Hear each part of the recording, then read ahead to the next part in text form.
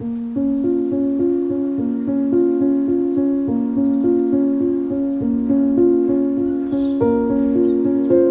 saya di tanah suci itu hanya berdoa di sana tuh, cuma bilang sama Allah, ya Allah, jika profesi yang hamba lakukan saat ini Engkau ridhoi, mudahkan jalannya. Tapi jika Engkau tidak ridhoi, kasih jalan ya Allah, petunjuk arah yang mana yang harus hamba tempuh. Udah itu aja. Nah, makanya pada saat saya pulang itu saya ngerasa was-was, gelisah, nggak nyaman, deg-degan, itu yang saya alami. Saya bertanya, ada apa ya ini? Nah, saya tanya-tanya akhirnya sama beberapa teman saya gitu kan. Tapi karena komunitas saya dulu masih di asuransi ya jawabannya tidak memuaskan menurut saya gitu. Tapi tiba-tiba saya melihat di salah satu grup sekolah anak saya, pada saat itu tuh nge-share, saya pikir itu buku karena saya hobi baca buku gitu. Orang tua teman anak saya itu nge-share di WA group, itu pengusaha sukses tanpa hutang tanpa riba. Nah, saya kepo dong, ini buku apa ya, kayak bagus banget, boleh dong pinjem bun, aku bilang gitu. Oh ternyata itu video bro. Saya pinjam, terus akhirnya ternyata salah satu yang riba itu adalah asuransi. Nah disitulah saya berpikir, oh iya ya, mungkin yang membuat saya deg-degan, was-was, nggak nyaman itu salah satu efek dari riba. Memulai awal hijrah itu adalah dengan membuka jasa laundry kiloan. Saya mengerjain sendiri, saya nyuci pakai mesin cuci yang ada, setrika dengan setrika yang uap yang saya punya gitu kan. Tapi berhubung permintaan semakin banyak, saya semakin bingung karena fasilitas alat dan mesin yang saya punya terbatas. Akhirnya tiba-tiba saya ketemu sama teman coba bilang, Fit, lo bikin jus buah pala. Hah, jus buah pala? Gimana ya rasanya? Kata gue bilang gitu kan ke teman tuh. Terus teman tuh bilang, udah lo coba aja dulu. Oh ya udah deh. Akhirnya suami yang trial. Udah deh, aku yang trial. Nah akhirnya suami mencoba bikin jus buah pala yang ada di Sukabumi. Itu buah pala itu kan sudah dibuang-buangin, bijinya itu malah diambil buat diekspor ke luar negeri. Nah akhirnya kita memanfaatkan buah pala yang ada di Sukabumi. Nah akhirnya kita memulai bisnis jus ini dengan brand Papis Jus yang dulu itu adalah dimulai dengan buah pala. Nah si buah palanya itu kita jus, ya kan, kita bikin, kita trial. Awalnya kita kasih nih buat tetangga-tetangga nih sama customer laundry. Nah ternyata mereka suka, mau dong jualan dong sini di kantor. Oh yaudah, nah ternyata mereka responnya oke gitu kan.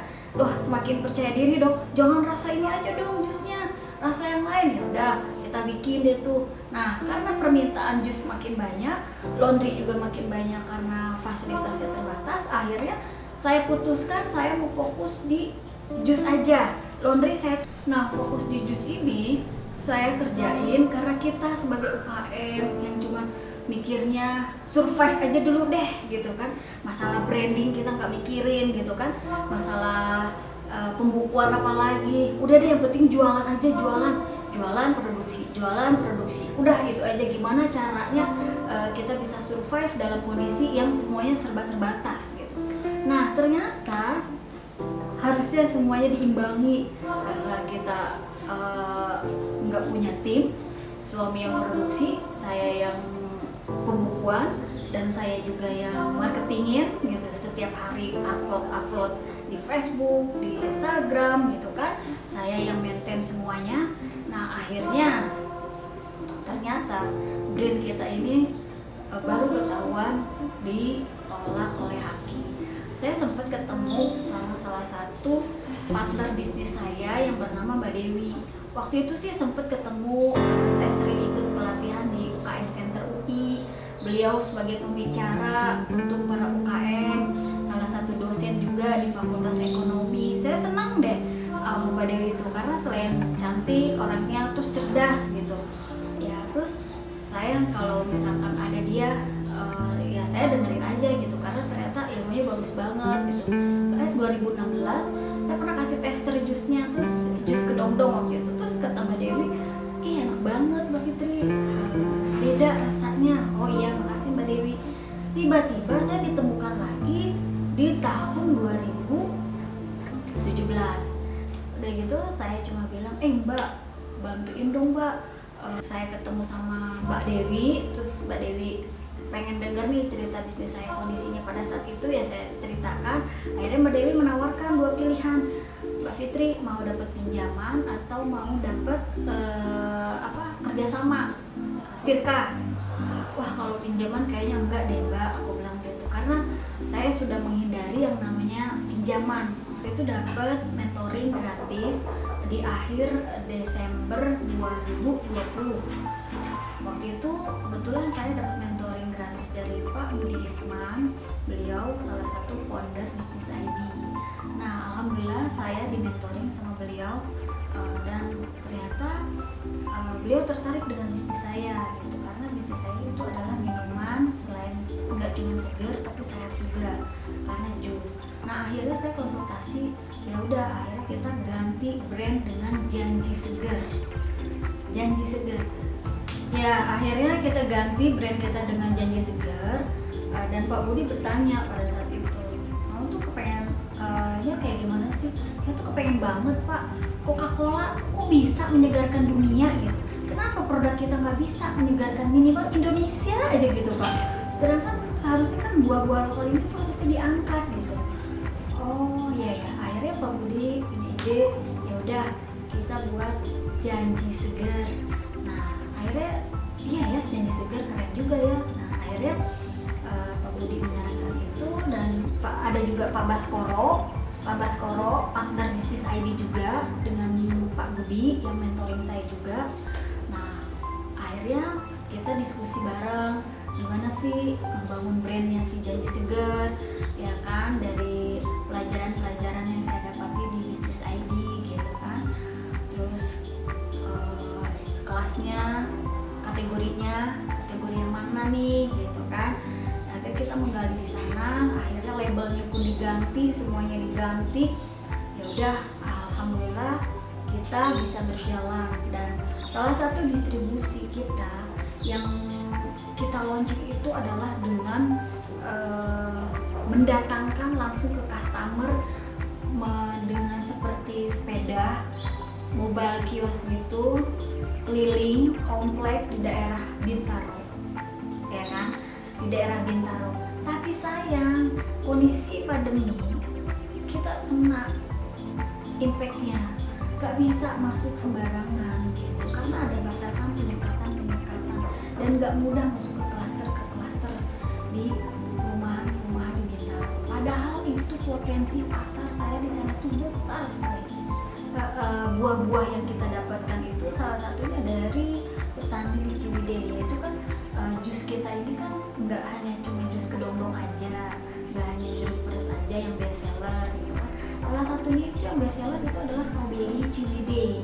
Kenapa sih Ciwidey itu diambil sama kita gitu? Karena kita langsung ngambil dari petaninya langsung gitu. Nah, itu distribusi buah yang kita dapatkan dari petani gitu kan. Nah, kita pun menyortir dari segi buah nih. Kalau misalkan ada buah yang sekiranya kurang bagus kualitasnya, kita pilih gitu kan. Nggak langsung cara memilih buah pun nggak sembarangan gitu. Ada caranya. Misalkan buah kedondong yang seperti apa, misalkan gitu. Terus kalau jeruk yang kayak gimana, lemon yang seperti apa gitu. Wortel juga gitu. Kategorinya kan wortel ada yang biasa atau apa gitu. Nah, itu juga ada kategorinya gitu. Jadi kita tuh udah punya standar khusus buat buah-buah kita. Makanya kita tuh memilih kalau bisa buah-buah yang segar, yang masih fresh gitu kan. Kayak gitu. Kecuali kalau yang strawberry itu masih bisa kita dibuatkan dibentuk dengan frozen gitu. Justru kalau dibuat frozen itu jauh lebih bagus gitu. Jadi efeknya selain rasa, kewarnanya juga merah gitu. Oh iya, proses pembuatannya itu biasanya kita lakukan itu adalah pertama pakai celemek dulu, terus kita cuci tangan gitu kan. Baru setelah tangannya udah dikeringkan baru pakai sarung tangan. Masker udah pasti ya, karena kondisinya nggak lagi produksi pun, di luar pun kita tetap pakai masker gitu kan. Nah kalau misalkan yang nggak pakai kerudung ya bisa pakai penutup kepala gitu, itu standar kita. Nah buah-buahan pun sama, kita nggak hanya lokal saja, kita pun mengambil buah-buah yang impor kayak semacam Sunkist kita itu ya, terus kayak apel Fuji gitu. Nah kita tuh salah satu buah-buah impor yang kita pakai, dan salah satunya lagi cranberry. Nah kita juga ada tuh cranberry khusus untuk janji segar yang buat detox gitu. Nah terus ada lagi, pokoknya kita tuh nggak hanya buah-buah lokal tapi dicampur dengan buah-buah impor, karena memang kan di Indonesia kan nggak semuanya ada gitu ya kan ya. Jadi memang benar-benar kita sangat membutuhkan buah-buah impor juga kayak gitu.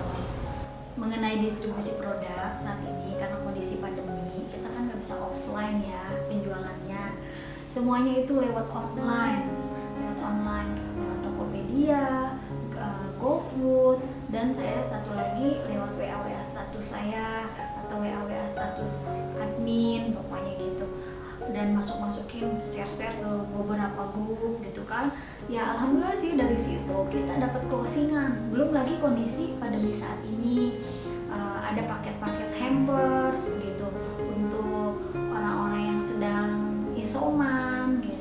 Kita juga ada paket yang khusus spesial gitu untuk menjelang hari raya gitu. Jadi kita bikin momen di mana orang tidak bisa dapat berkunjung, tapi yang berkunjung adalah hadiahnya. Seperti itu. Oh ya, untuk struktur organisasi salah satunya yaitu ada CEO-nya, ya kan. Terus ada juga bagian tim produksi, bagian distribusi produk itu untuk kurir, terus ada juga bagian pembukuan dan admin. Nah, kalau saya tugasnya ya suka promo-promonya di WA grup, misalkan anak-anak sekolah, anak-anak saya, kan lumayan tuh kita suka dapat closingan dari situ untuk meningkatkan penjualan kita. Pokoknya gimana caranya setiap hari kita selalu share produk-produk kita di setiap grup. Oh ya, kebetulan saya juga dengan suami ini lebih fokus di usaha ini, di Janji Segar. Kenapa? Karena anak-anak kami juga semuanya ada di Gontor dua-duanya. Jadi mereka itu sekolah di sana dengan keinginan mereka sendiri, dan saya dan suami jadi fokus dalam satu bidang bisnis ini. Ya lumayan juga gitu untuk sekolah anak-anak, tapi alhamdulillah justru dengan usaha di Janji Segar ini kebutuhan anak-anak di pesantren terpenuhi, alhamdulillah gitu. Alhamdulillah saat ini rumah produksi dengan rumah pribadi saya sudah terpisah. Awalnya kami menyatu dalam satu rumah. Itu rumah ada 2 kamar yang depan buat tidur kami berempat, tapi karena anak-anak kami di pesantren, akhirnya kami bisa bertemunya itu dalam setahun 2 kali. Nah, kamar belakang itu kami buat untuk tempat produksi, tapi alhamdulillah akhirnya bisa pisah gitu antara rumah pribadi dengan rumah produksi. Nah, alhamdulillahnya lagi sekarang jadi pada saat anak-anak pulang dari pesantren untuk liburan di rumah, mereka jadi tidak merasa terganggu dengan suara-suara blender yang sedang bekerja.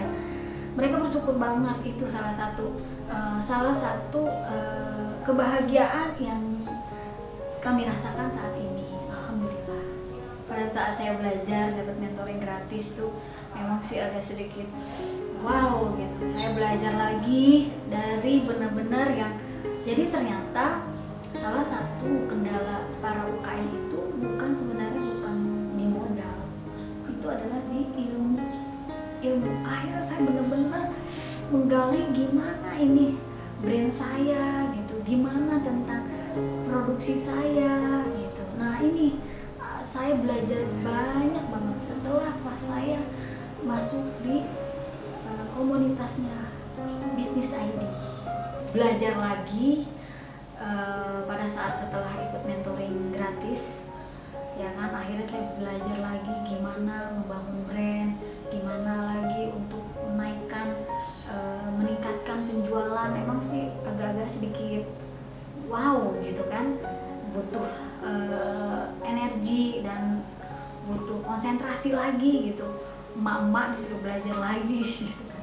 Tapi ya karena keinginan saya untuk maju dan untuk terus berkembang, minimal Janji Seger itu bisa menyegarkan Indonesia. Itu sih impian saya. Makanya saya terus belajar dan belajar, gagal bangkit lagi, jatuh bangkit lagi, nggak bisa dengerin lagi, bisa diulang-ulang lagi, apalagi nih kekurangannya. Ya itulah, ternyata seorang pembisnis itu adalah seorang pembelajar yang tidak pernah berhenti untuk belajar. Buat teman-teman yang sedang menjalani usaha saat ini atau yang baru mau menjalani usaha, salah satunya ternyata itu kita harus banyak belajar tentang ilmu. Jadi uang seberapapun banyaknya, tapi kalau ilmu kita kurang, ternyata itu juga mempengaruhi ilmu bisnis. Nah, cobalah cari guru-guru yang tepat menurut teman-teman yang bisa membangun bisnis teman-teman. Ternyata kegagalan saya selama ini karena saya tidak mau belajar. Nah, akhirnya sekarang saya temukan ternyata kegagalan saya yaitu karena mau belajar. Tapi di saat saya sudah mau belajar pun, punya plan sebagus pun, ternyata masih tetap kurang berhasil, kurang sesuai dengan apa yang kita mau gitu. Nah, balik lagi, kalau sudah kita melakukan yang terbaik, ini balik lagi serahkan kepada Allah untuk masalah hasil. Terima kasih kepada Wajah UMKM Indonesia yang telah mengajak dan membantu mempromosikan Janji Seger, juga UMKM di Indonesia. Dan buat teman-teman yang belum like, juga komen dan subscribe, silakan lihat channelnya Wajah UMKM Indonesia. Terima kasih.